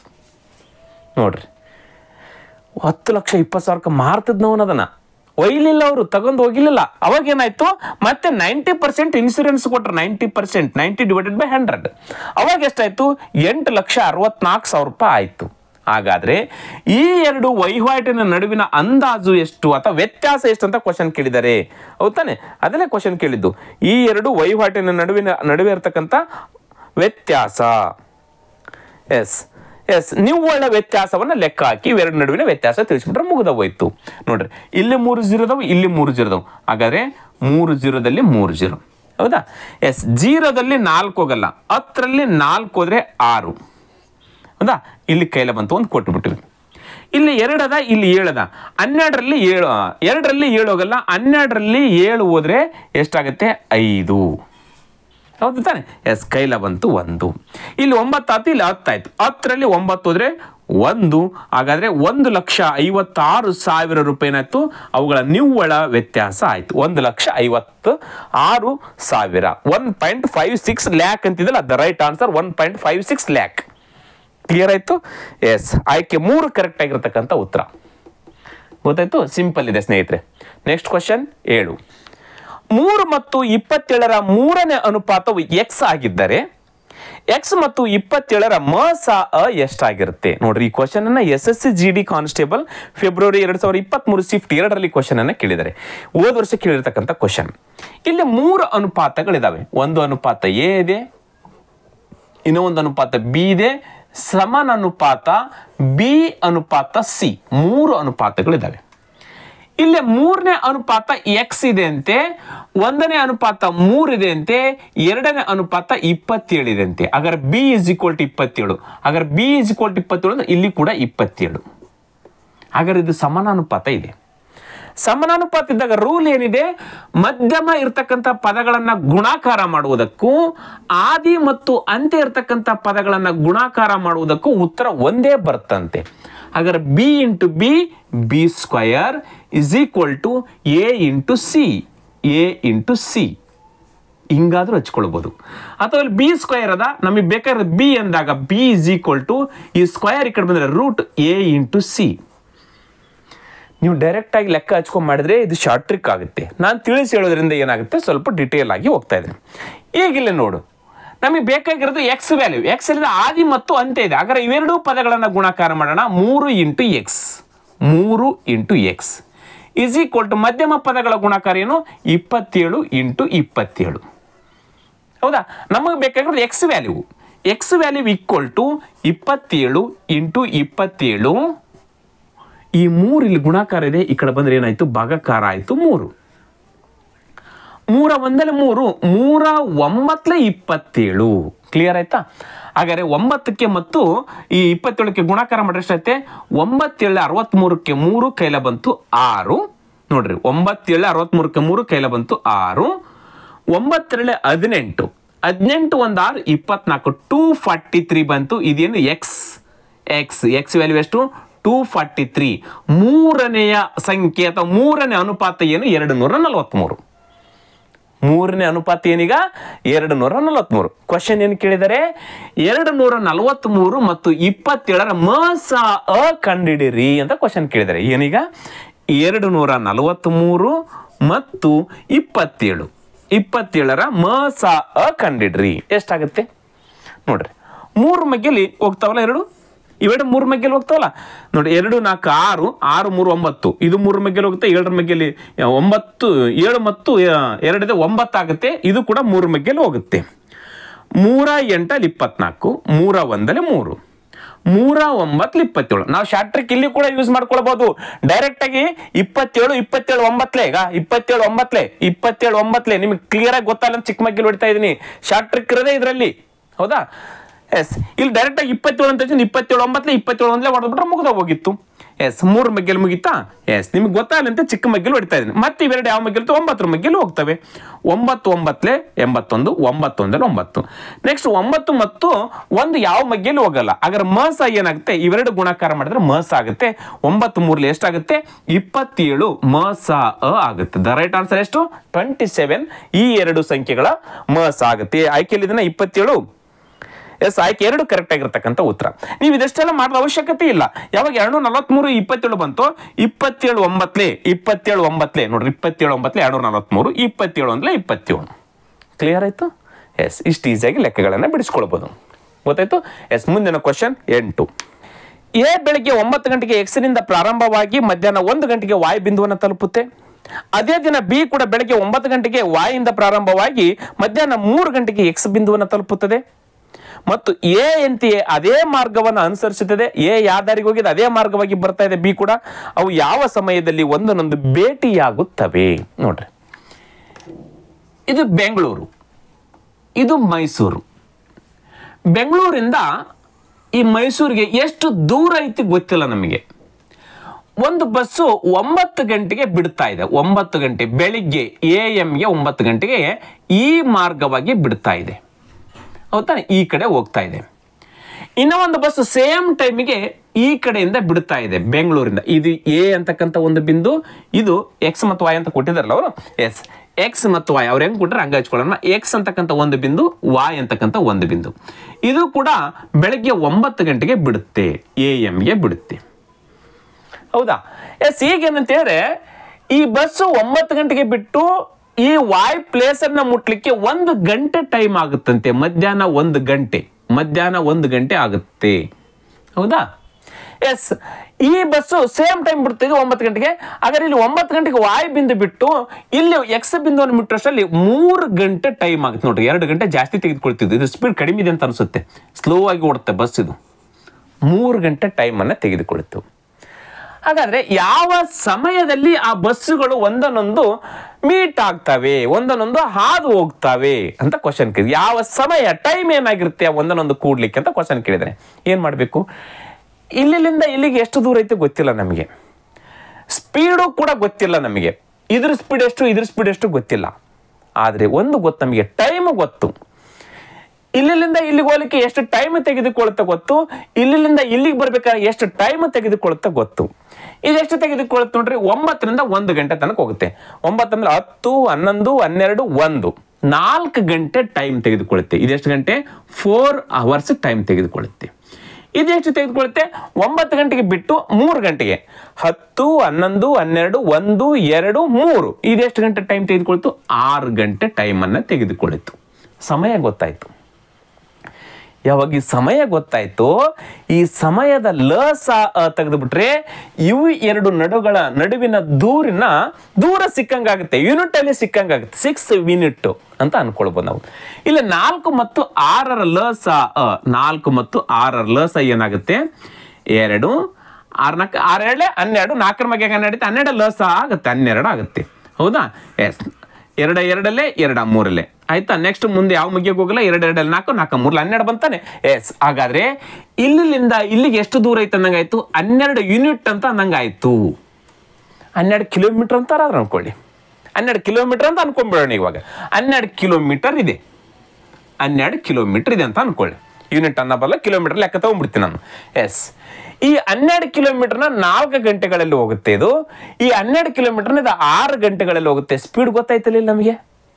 12 ಕಿಲೋಮೀಟರ್ನ 4 ಗಂಟೆಗಳಲ್ಲಿ ಹೋಗುತ್ತೆ ನೋಡ್ರಿ. ಇದು ನಾನು ಒಂದನೇದು ಹಚ್ಕೊಳ್ತೀನಿ, ಎದ್ದು ಇಲ್ಲಿ ಹಚ್ಕೊಳ್ತೀನಿ ನಾನು. ಈಗ ನಾನು ಇದರದ್ದು ಸ್ಪೀಡ್ ಕಂಡುಹಿಡಿತೀನಿ. Speed is equal to distance divided by time. Speed ಎಷ್ಟಿದೆ, ಡಿಸ್ಟೆನ್ಸ್ ಎಷ್ಟಿದೆ, 12 ಇದೆ. 12 ಡಿವೈಡೆಡ್ ಬೈ ಟೈಮ್ ಎಷ್ಟು ತೆಗೆದುಕೊಂಡಿದೆ, 4ರಷ್ಟು 4 ಅವರ್ಸ್ ತೆಗೆದುಕೊಂಡಿದೆ. ಹಾಗಾದ್ರೆ 4 1 4 4 3 12 3 ಕಿಲೋಮೀಟರ್ ಪರ್ ಅವರ್ ಈ ಒಂದು ಗಾಡಿದಾಯ್ತು. ಈ ಒಂದು ಬಸ್ಸಿಂದ 3 ಕಿಲೋಮೀಟರ್ ಪರ್ ಅವರ್. ನೆಕ್ಸ್ಟ್ ಇನ್ನೊಂದು ಬಿ ವೆಹಿಕಲ್ದು, ಬಿ ಬಸ್ಸಿಂದು ಟೋಟಲ್ ಕಿಲೋಮೀಟರ್ ಎಷ್ಟು, distance divided by time. Distance ಎಷ್ಟಿದೆ, 12 ಕಿಲೋಮೀಟರ್ ಇದೆ. ಡಿವೈಡೆಡ್ ಬೈ ಟೈಮ್ ಎಷ್ಟಿದೆ, 6 ಗಂಟೆ ಟೈಮ್. 6 1 6 2 ಇದ್ರ ಸ್ಪೀಡ್ ಏನಿದೆ, 2 ಕಿಲೋಮೀಟರ್ ಪರ್ ಅವರ್ ಇದೆ. ಮುಗಿದ ಹೋಯ್ತು. ಈಗ ಇದು ಸ್ಪೀಡ್ ಗೊತ್ತಾಯ್ತು, ಇದ್ರ ಸ್ಪೀಡ್ ಗೊತ್ತಾಯ್ತು, 2 ಸ್ಪೀಡ್ ಗೊತ್ತಾಯ್ತು. ಹಾಗಾದ್ರೆ ರಿಲೇಟಿವ್ ಸ್ಪೀಡ್ ಏನಾಗುತ್ತೆ, ಪ್ಲಸ್ ಆಗುತ್ತೆ. 2 ಅಪೋಸಿಟ್ ಡೈರೆಕ್ಷನ್ ಅಲ್ಲಿ ಬರ್ತಾವ ಅಂದಮೇಲೆ ರಿಲೇಟಿವ್ ಸ್ಪೀಡ್ ಅನ್ನು ಏನ್ ಮಾಡ್ಬೇಕು, ನಾವು ಕೂಡಿಸ್ಕೊಳ್ಬೇಕು.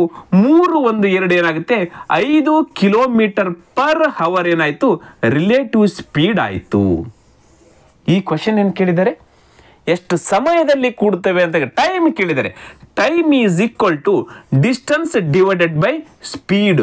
ಡಿಸ್ಟೆನ್ಸ್ ಎಷ್ಟು, 12 kilometre, 12 kilometre divided by speed ಎಷ್ಟು, relative speed 5 kilometre per hour. 5 kilometre per hour.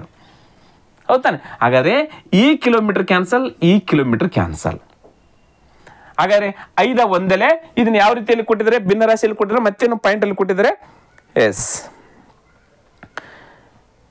S point ಅಲ್ಲಿ ಕೊಟ್ಟಿದ್ದಾರೆ. ಎಸ್, ನಾ ಮಿಶ್ರ ಭಿನ್ನ ರಾಶಿಯಲ್ಲಿ ಹಚ್ಕೊಂಡ್ಬಿಡ್ತೀನಿ, ಅವರ್ಸ್ ಸಿಗುತ್ತೆ.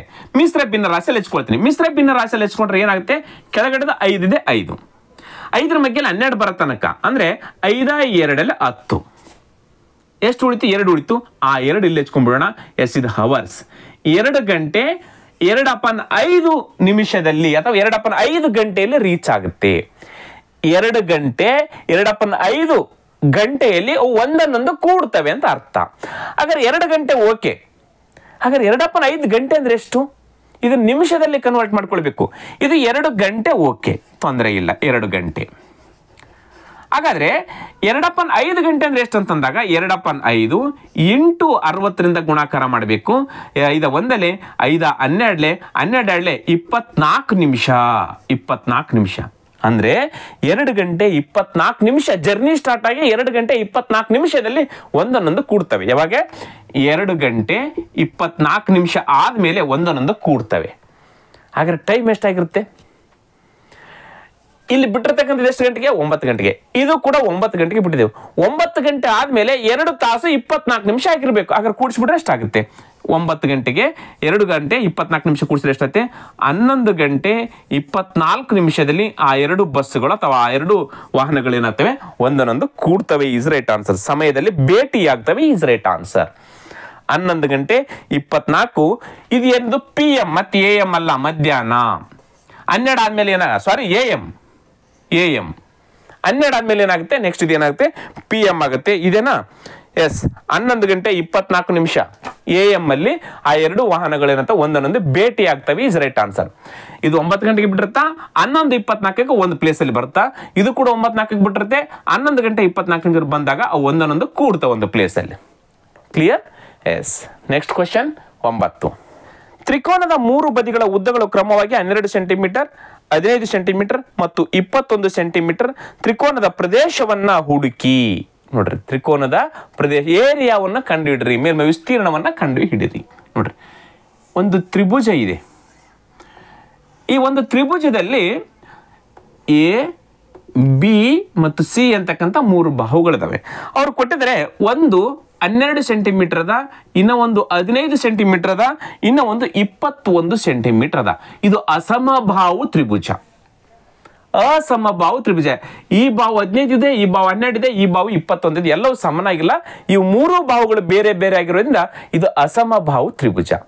ಹಾಗಾದ್ರೆ ಅಸಮಬಾಹು ತ್ರಿಭುಜ ಇತ್ತಂದ್ರೆ ಇದರ ಮೇಲ್ಮೈ ವಿಸ್ತೀರ್ಣ ಕಂಡಿಡ್ತಕ್ಕಂಥ ಸೂತ್ರ ಏನು ಅಂತ ಹೇಳಿದಾಗ, ಏರಿಯಾ ಕಂಡಿಡ್ತಕ್ಕಂಥ ಸೂತ್ರ ಏನಂತ ಬಂದಾಗ, root of semi area into bracket semi area minus a into bracket semi area minus b into bracket semi area minus c. Semi perimeter, area ಅಂತಲ್ಲ, semi perimeter, bracket close. Semi perimeter into bracket semi perimeter minus a, ಇಲ್ಲಿ minus b minus c ಅಂತ ಮಾಡಿಕೊಂಡ್ರೆ ಇದರ area ಸಿಗುತ್ತೆ. ಹಾಗಾದ್ರೆ semi perimeter ಅಂದ್ರೆ ಏನು? ಇದರ ಸುತ್ತಳತೆಯ ಅರ್ಧ ಮಾಡ್ಕೊಳ್ಬೇಕು ನಾವು. ಇದರ ಸುತ್ತಳತೆ ಎಷ್ಟಾಗುತ್ತೆ ನೋಡ್ರಿ, ಸುತ್ತಳತೆ ಎಷ್ಟಾಗುತ್ತೆ ಏರಿಯಾದ ಈ ಒಂದು 3 ಬದಿಗಳ ಸುತ್ತಳತೆ ಎಷ್ಟಾಗುತ್ತೆ? 12 ಪ್ಲಸ್ 15 ಪ್ಲಸ್ 21 ಎಷ್ಟಾಗುತ್ತೆ? 1 6 6 2 8 ಆಯ್ತು, 2 3 4 ಆಯ್ತು, 48 ಆಯ್ತು. 48ಅನ್ನ 2ರಿಂದ ಡಿವೈಡ್ ಮಾಡ್ಬೇಕಂದ್ರೆ ಅರ್ಧ ಮಾಡ್ಬೇಕು, ಸೆಮಿ ಪೆರಿಮೀಟರ್ ಆಗುತ್ತೆ. ಅವಾಗ ಎಷ್ಟಾಗುತ್ತೆ? 24 ಆಗುತ್ತಲ್ಲ. ಇದು ಸೆಮಿ ಪೆರಿಮೀಟರ್ 24 ಆಯ್ತು. ಇದು ಇಂಪಾರ್ಟೆಂಟ್ ನಮಗೆ ಅಸಮಬಾಹು ತ್ರಿಭುಜದಲ್ಲಿ. 48ಅನ್ನ ಅರ್ಧ ಮಾಡ್ಬೇಕಂದ್ರೆ ಇದರ ಸಂಪೂರ್ಣ ಸುತ್ತಳತೆಯಲ್ಲಿ ಅರ್ಧ ಮಾಡ್ಕೊಂಡ್ರೆ ಸೆಮಿ ಪೆರಿಮೀಟರ್ ಆಗುತ್ತೆ. ಎಸ್, ಈ ಎಸ್ ಇದ್ದಲ್ಲಿ 24 ಹಚ್ಕೊಳ್ರಿ, ಎ ಇದ್ದಲ್ಲಿ 12, ಬಿ ಇದ್ದಲ್ಲಿ 15, ಸಿ ಇದ್ದಲ್ಲಿ 21 ಹಾಕೊಂಡು ಲೆಕ್ಕ ಮಾಡಿಬಿಟ್ರೆ ಮುಗ್ದ ಹೋಯ್ತು. ನೋಡ್ರಿ, area equal to s root of s ಅಂದ್ರೆ ಎಷ್ಟು? 24. ಹೌದಾ? ಇಂಟು 24ರಲ್ಲಿ 12. ಮೊದಲು ಇದನ್ನ 24ರಲ್ಲಿ 12 ಎಷ್ಟು ಉಳಿತು? 12 ಉಳಿತು. ಇದ್ರದ್ದು ಮುಗೀತು. ನೆಕ್ಸ್ಟ್ ಇಂಟು 24ರಲ್ಲಿ 15ಅನ್ನ ಮೈನಸ್ ಮಾಡಬೇಕು. 24ರಲ್ಲಿ 15 ಎಷ್ಟಾಗುತ್ತೆ? 9. ಹೌದಾ? ಮೈನಸ್ ಇದೆ. ಇಂಟು ನೆಕ್ಸ್ಟ್ ಇಲ್ಲಿ 24ರಲ್ಲಿ 21 ಹೋಗ್ಬೇಕು. 24ರಲ್ಲಿ 21 ಎಷ್ಟು ಉಳಿತು? 3 ಉಳಿತು. ಎಸ್, ಮುಗ್ದ ಹೋಯ್ತು, ಲೆಕ್ಕ ಮುಗ್ದ ಹೋಯ್ತು. ಇದನ್ನ ನೀವು ಇಲ್ಲಿ ವರ್ಗದಲ್ಲಿ ಇದಾವೆ ನೋಡ್ರಿ, ಸ್ಕ್ವಯರ್ ಅಲ್ಲಿ ಇದಾವೆ, ಸ್ಕ್ವಯರ್ ಇಂದ ಹೊರಗಡೆ ತೆಗಿಬೇಕು. ಇಲ್ಲಿ ನೋಡ್ರಿ, ಇಲ್ಲಿ 9 ಇದೆ. 9ರ ವರ್ಗಮೂಲ ಎಷ್ಟಾಗುತ್ತೆ? 3 ಆಗುತ್ತೆ. ಈ ಸ್ಕ್ವಯರ್ ಇಂದ, ಈ ರೂಟ್ ಇಂದ 9 ಹೊರಗಡೆ ಬಂತು. ಹೌದಾ? ರೂಟ್ ಇಂದ ಎಷ್ಟು ಬಂತು? ಈ 9 ಹೊರಗಡೆ ಬಂದ್ರೆ 9ರ ವರ್ಗಮೂಲ ಎಷ್ಟು? 3 ಆಯ್ತು. 3 ಇಲ್ಲಿ ಬಂತು. ಈ 3 ಬಿಟ್ಬಿಡ. ನೆಕ್ಸ್ಟ್ ಇದು ಇಲ್ಲಿ 24 ಇದೆ. 24ಅನ್ನ 4 6 ನೋಡ್ರಿ, 4 6 24. ಇಲ್ಲಿ ಯಾಕೆ? ಇದು ಸ್ಕ್ವಯರ್ ಇದೆ, ಒಂದು ವರ್ಗ ಸಂಖ್ಯೆನ ಮಾಡ್ಕೊಂಡಿವಿ. 4 6 24 ಆಯ್ತು. ಅದೇ ರೀತಿಯಾಗಿ ಇದನ್ನ ಮಾಡ್ಕೊಳ್ರಿ, 4 3 12. 4 3 12. 4 ಬಂತ, ಇದ್ರಾಗ ಒಂದು ವರ್ಗ ಸಂಖ್ಯೆ ಸಿಗ್ತಾ? ಎಸ್, 4 3 12. ಇದು ಕೂಡ ಮುಗೀತು. ಇದು 9 ವರ್ಗಮೂಲ ಹೊರಗಡೆ ಬಂತು, ಮುಗಿದ ಹೋಯ್ತದೆ. ಇಂಟು ಇಲ್ಲಿ ಎಷ್ಟಿದೆ? ಈ 3ಕ್ಕೆ ಈ 3. ಇಲ್ಲಿ ನೋಡ್ರಿ, ಇಲ್ಲಿ ಒಂದು 4 ಇದೆ, ಇಲ್ಲಿ ಒಂದು 4 ಇದೆ. 4 4 16 ಆಗುತ್ತೆ. 16 ವರ್ಗಮೂಲ ಎಷ್ಟಾಗುತ್ತೆ? 4 ಆಗುತ್ತೆ. ಅಂದ್ರೆ 2 4ರಲ್ಲಿ 1 4ಅನ್ನ ಹೊರಗಡೆ ತರಬೇಕು. ಇಲ್ಲಿ 2 3ರಲ್ಲಿ 1 3ಅನ್ನ ಹೊರಗಡೆ ತೆಗಿಬೇಕು. ಅಂದ್ರೆ 3 3ರಲ್ಲಿ 9. 9ರ ವರ್ಗಮೂಲ ಎಷ್ಟಾಗುತ್ತೆ? 3 ಹೊರಗಡೆ ಬಂದಂಗೆ ಆಗುತ್ತೆ. ಸಿಂಪಲ್ ಆಗಿ ಮುಗಿದ ಹೋಯ್ತು. ಹೌದಾ? ಇಲ್ಲಿ ಎಷ್ಟಿದೆ? 3 ಇದೆ. ಇಂಟು ಈ 4ರಲ್ಲಿ 1 4 ಹೊರಗಡೆ ಬಂತು, ಅಂದ್ರೆ ಅದ್ರ ವರ್ಗಮೂಲ ಬಂತು. ಇಲ್ಲಿ 2 3ರಲ್ಲಿ 1 3 ಹೊರಗಡೆ ಬಂತು. ಉಳಿದಿರ್ತಕ್ಕಂಥದ್ದೆಷ್ಟು? 6. ಮುಗಿದ ಹೋಯ್ತಾ? ಎಸ್, ಈಗ 3 4 12, 12 3 36, ರೂಟ್ ಆಫ್ 6 ರೈಟ್ ಆನ್ಸರ್. ಅದರ ಪೆರಿಮೀಟರ್ ಅದ್ರ ಏರಿಯಾ ಎಷ್ಟಾಗುತ್ತೆ? 36 ರೂಟ್ ಆಫ್ 6 ಆಗುತ್ತೆ. 6 ಸ್ಕ್ವಯರ್ ಸೆಂಟಿಮೀಟರ್. 6 square centimetre. ಈ ಕ್ವಶನ್ ಎಲ್ಲಿ ಕೇಳಿದ್ರೆ ಅಂತ ಇದೆ ನಾನು ನೋಡ್ರಿ, ಇದನ್ನ RRB NTPC CBT 17 6 2022 ಶಿಫ್ಟ್ 1 ಅಲ್ಲಿ ಈ ಕ್ವಶನ್ ಕೇಳಿದ್ದಾರೆ ನೋಡ್ರಿ. ಸಿಂಪಲ್ ಇದೆ. ಈ ಒಂದು ಸೂತ್ರ ಗೊತ್ತಿರ್ಬೇಕು ನಿಮಗೆ. ಸೆಮಿ ಪೆರಿಮೀಟರ್, ನಾನು ಮೊದಲು ಸೆಮಿ ಏರಿಯಾ ಅಂತ ಹೇಳಿದೆ. ಎಸ್, ಅದು ಸೆಮಿ ಪೆರಿಮೀಟರ್. ಅಸಮಬಾಹು ಇದ್ದಾಗ semi perimeter into bracket semi perimeter minus a, semi perimeter minus b, semi perimeter minus c. 3 ಬಾಕ್ಸ್ಗಳಲ್ಲಿ ಹಾಕೊಳ್ಬೇಕು. ಈಸಿಯಾಗಿ ಬಿಡಿಸ್ತಾ ಹೋಗ್ಬಿಟ್ರೆ ಉತ್ತರ ಸಿಕ್ಬಿಡುತ್ತೆ. ಇಲ್ಲಿ ರೂಟ್ ಇರುತ್ತೆ, ಅವುಗಳ ವರ್ಗ ಮೂಲಗಳನ್ನಾಗಿ ಬದಲಾಯಿಸ್ಕೊಂಡ್ಬಿಟ್ರೆ ಉಳಿದಿರ್ತಕ್ಕಂಥ ಸಂಖ್ಯೆನೇ ದ ರೈಟ್ ಆನ್ಸರ್ ಆಗಿರುತ್ತೆ ಇಲ್ಲಿ. ಕ್ಲಿಯರ್? ಎಸ್, ನೆಕ್ಸ್ಟ್ ಕ್ವಶನ್ ನೋಡ್ಬೋದಾ? Question number 10. ಇಬ್ಬರ ವ್ಯಕ್ತಿಗಳ ಆದಾಯದ ಅನುಪಾತ 10:6 ಮತ್ತು ಅವರ ಖರ್ಚಿನ ಅನುಪಾತ 18:10. ಅವರು ಕ್ರಮವಾಗಿ 5,200 ಮತ್ತು 3,600 ಉಳಿಸಿದರೆ ಅವರ ಆದಾಯ ಎಷ್ಟು? ನೋಡ್ರಿ, ಈ ಕ್ವಶನ್ UP ಪೊಲೀಸಲ್ಲಿ ಕ್ವಶನ್ ಕೇಳಿದ್ರೆ, ಪೊಲೀಸ್ ಕಾನ್ಸ್ಟೇಬಲ್ ಅಲ್ಲಿ 2024ರಲ್ಲಿ 31/8/2024 ರೀಸೆಂಟ್ ಆಗಿ ಕ್ವಶನ್ ಅನ್ನು ಕೇಳಿದ್ದಾರೆ. ಇಬ್ಬರು ವ್ಯಕ್ತಿಗಳ ಆದಾಯ ಕೊಟ್ಟಿದ್ದಾರೆ ಮತ್ತು ಖರ್ಚಿನ ಅನುಪಾತ ಕೊಟ್ಟಿದ್ದಾರೆ. ಆದಾಯದ ಅನುಪಾತ ಎಷ್ಟಂತೆ? 10:6. 10:6. ಖರ್ಚಿನ ಅನುಪಾತ ಎಷ್ಟಂತೆ? 18:10 ಎಷ್ಟಂತೆ? 10. ಇವಂದು ಎಷ್ಟು ಉಳಿತಾಯ ಕೊಟ್ಟಿದ್ದಾರೆ. ಯಾರು? ಎ ಅಂತಕ್ಕಂಥ ವ್ಯಕ್ತಿದು ಎಷ್ಟು? 5,200 ರೂಪಾಯಿ ಉಳಿತಾಯ ಆಗುತ್ತೆ. 5,200. ಇವಂದು ಎಷ್ಟು ಉಳಿತಾಯ ಆಗುತ್ತೆ? ಇನ್ನೊಬ್ಬ ವ್ಯಕ್ತಿದು 3,600 ರೂಪಾಯಿ ಉಳಿತಾಯ ಆಗುತ್ತೆ. ಏನ್ ಮಾಡಬೇಕು? ಇದು ಕೊಟ್ಟಿರ್ತಕ್ಕಂಥ ದತ್ತಾಂಶ ಕ್ರಾಸ್ ಮಲ್ಟಿಪಲ್ ಮಾಡಿಬಿಟ್ರೆ ಒಂದು ರೇಷಿಯೋ ಈಕ್ವಲ್ ಟು ಸಿಗುತ್ತೆ. ಅವಾಗ ನಮಗೇನು ಸಿಗುತ್ತೆ? ಆದಾಯ ಸಿಗುತ್ತೆ. ನಮಗೆ ಕ್ರಾಸ್ ಮಲ್ಟಿಪಲ್ ಮಾಡಿದ್ರೆ ಇಲ್ಲಿ ನಮಗೆ ಆದಾಯ ಸಿಗುತ್ತೆ. ಕ್ರಾಸ್ ಮಲ್ಟಿಪಲ್ ಹೆಂಗ್ ಮಾಡ್ಬೇಕಂತಿದ್ರೆ ಇದಕ್ಕೆ ಗುಣಾಕಾರ ಮಾಡಿ 10 ಎಷ್ಟಾಗುತ್ತೆ? 100. ಈ 100 ಇಲ್ಲಿ ಹಚ್ಕೊಳ್ಬೇಕು. ಆಮೇಲೆ 18 ಎಷ್ಟಾಗುತ್ತೆ? 108 ಇಲ್ಲಿ ಹಚ್ಕೊಳ್ಬೇಕು. ಹೌದಾ? 8 6 48 ಗಂಟೆ ಕೈಲಿ ಬಂತು 4 6 1 6 4 10 108 ಆಯ್ತು. ಈಗ ಇಲ್ಲಿ ಡಿಫ್ರೆನ್ಸ್ ನೋಡ್ರಿ ಎಷ್ಟಾಯ್ತು? 8 ಯೂನಿಟ್ ಆಯ್ತು. ಈಗ ನೆಕ್ಸ್ಟ್ ಇದಕ್ಕೆ ಗುಣಾಕಾರ ಮಾಡ್ಕೊಳ್ಳಿ. ನೆಕ್ಸ್ಟ್ ಇದಕ್ಕೆ ಗುಣಾಕಾರ ಮಾಡ್ರಿ. ಎಷ್ಟಾಗುತ್ತೆ ನೋಡ್ರಿ? 5,200 ಹತ್ತಲೆ 52,000. 52,000 ಆಯ್ತಾ? ಈಸಿ ರೇಷಿಯೋ ಅಂತ ಹಚ್ಕೊಳ್ಳಿ. ನೆಕ್ಸ್ಟ್ 18 36 ನೋಡ್ರಿ, 2 0 ಅದಾವ. ಎಸ್, 2 0ಕ್ಕೆ 2 0. 18 6 108ಕ್ಕೆ 8 ಕೈಲ ಬಂತು 10. 18 3 54 10 64 ಆಯ್ತು. ಎಸ್, ಇದು 64,800 ಆಯ್ತು. ಇದು 52,000 ಆಯ್ತು. ಇಲ್ಲಿ ಡಿಫ್ರೆನ್ಸ್ 8 ಬಂತು. ಇಲ್ಲಿ ಡಿಫ್ರೆನ್ಸ್ ಎಷ್ಟು ಬಂತು ನೋಡ್ಕೊಳ್ಬೇಕು. ಹೌದಾ? ಎಸ್, ಇಲ್ಲಿ 2 0 ಅದಾವು. 2 0ಕ್ಕೆ 2. ಇಲ್ಲಿ 3 0. ಇಲ್ಲಿ 800 ಅದ. ಹಾಗಾದ್ರೆ 800 ಡಿಫ್ರೆನ್ಸ್ ಇದೆ ಇಲ್ಲಿ. ಹೌದಾ? ಎಸ್, 4ರಲ್ಲಿ 2 ಹೋದ್ರೆ 2, 6ರಲ್ಲಿ 1 ಹೋದ್ರೆ 1. 12,800 ಡಿಫ್ರೆನ್ಸ್ ಇದೆ. ಎಷ್ಟು unit equal to? 8 unit equal to 12,800. Question ಕೇಳಿದ್ದೇನು? ಆದಾಯ. ಯಾರ ಆದಾಯ ಕೇಳಿದರೆ? ಇಬ್ಬರದು ಕೇಳಿದ್ದಾರೆ. ಆದಾಯ ಇಬ್ಬರದು ಕೇಳಿದ್ರೆ ಅಂದಮೇಲೆ ನಾವು ಇದನ್ನ ಲೆಕ್ಕ ಹಾಕೊಳ್ಬೇಕು. ಆದಾಯ ಯಾವಾಗ ಇಲ್ಲಿ ಸಿಗ್ತಕ್ಕಂಥದ್ದು ನಮಗೆ ಆದಾಯ. ನೋಡ್ರಿ, 8 ರೇಷಿಯೋ ಈಕ್ವಲ್ ಟು ಡಿಫರೆನ್ಸ್ ತಾನೇ ಅದು. 8 ರೇಷಿಯೋ ಇದು, ಇಲ್ಲಿ 8 ರೇಷಿಯೋ, ಇಲ್ಲಿ ವ್ಯತ್ಯಾಸ. ಹಾಗಾದ್ರೆ 8 ರೇಷಿಯೋ ಈಕ್ವಲ್ ಟು 12,800. ನೋಡ್ರಿ, 8 ರೇಷಿಯೋ ಈಕ್ವಲ್ ಟು 12,800. ಹೌದಾ? ಹಾಗಾದ್ರೆ ಇವನ್ನ ಆದಾಯ ಕಂಡುಹಿಡ್ಬೇಕಾದ್ರೆ 10 ರೇಷಿಯೋ ಈಕ್ವಲ್ ಟು ಎಷ್ಟು? 10 ರೇಷಿಯೋ ಈಕ್ವಲ್ ಟು ಎಷ್ಟು? ಎಸ್, 8 1 8. 8 1 8. 4 ಉಳಿಯುತ್ತೆ, 48 ಆಗುತ್ತೆ. 8 6 48. ಮುಂದೆ 1 2 0. ಹಾಗಾದ್ರೆ 1,600 ಇಂಟು 10. ಹಾಗಾದ್ರೆ 16,000 ಒಬ್ಬ ವ್ಯಕ್ತಿಯ ಆದಾಯ. 16,000 ಆಯ್ತು. 4 ಆಯ್ಕೆಗಳು 16,000 ಯಾವುದೈತೆ ಅದುವೇ ರೈಟ್ ಆನ್ಸರ್. ನೆಕ್ಸ್ಟ್ ಇದ್ರದ್ದು ಕಂಡು ಹಿಡಿಬೇಕಲ್ಲ, ಸೇಮ್ ನೋಡ್ರಿ. 8 ಯೂನಿಟ್ ಈಕ್ವಲ್ ಟು 12,800. ಹಾಗಾದ್ರೆ ಇವನ ಆದಾಯ ಎಷ್ಟದ? 6 ಇರ್ತಾನೆ. 6 ಯೂನಿಟ್ ಈಕ್ವಲ್ ಟು ಎಷ್ಟು? 8 1 8. 8 1600. ಹೌದಾ? ಇಲ್ಲಿ ಮೇಲೆ ಬಂದ 16 96. 9,600 ಇನ್ನೊಬ್ಬ ವ್ಯಕ್ತಿಯ ಆದಾಯ. ಮುಗಿದ ಹೋಯ್ತು. ನಮ್ಗೆ ಏನ್ ಸಿಗುತ್ತೆ? ಹಿಂಗ್ ಕ್ರಾಸ್ ಮಲ್ಟಿಪಲ್ ಮಾಡಿದಾಗ ಆದಾಯ ಸಿಗುತ್ತೆ. ಆದಾಯ ಇಂಪಾರ್ಟೆಂಟ್ ಇದೆ, ನೆನಪಿಟ್ಕೊಳ್ರಿ. ಆದಾಯ ಸಿಗುತ್ತೆ. ಒಂದ್ ವೇಳೆ ಖರ್ಚು ಎಷ್ಟು ಮಾಡಿದ್ರಂತ ಕ್ವಶನ್ ಕೇಳಿದ್ರೆ ಅಂತ ಇಟ್ಕೊಳ್ರಿ. ಆದಾಯ ಇಷ್ಟು, ಅದರಲ್ಲಿ ಉಳಿತಾಯ ಮೈನಸ್ ಮಾಡಿದ್ರೆ ಉಳಿದಿರ್ತಕ್ಕಂಥದ್ದು ಖರ್ಚಾಗುತ್ತೆ. ಈಗ 16,000 ಇದೆ. 16,000ದಲ್ಲಿ 5,200 ಉಳಿತಾಯ ಮಾಡಿದ್ದಾರೆ. ಹೌದು ತಾನೆ? 16,000 ಟೋಟಲ್ ಉಳಿತಾಯ, ಸೇವಿಂಗು, ಸಾರಿ ಆದಾಯ, ಇನ್ಕಮ್ 16,000 ಇದೆ. 16,000ದಲ್ಲಿ 5,200 ಉಳಿದಿದೆ ಅಂದಮೇಲೆ ಈ 16,000ದಲ್ಲಿ 5,200 ಮೈನಸ್ ಮಾಡಿದ್ರೆ ಖರ್ಚು ಸಿಕ್ಬಿಡುತ್ತೆ ನಮಗೆ.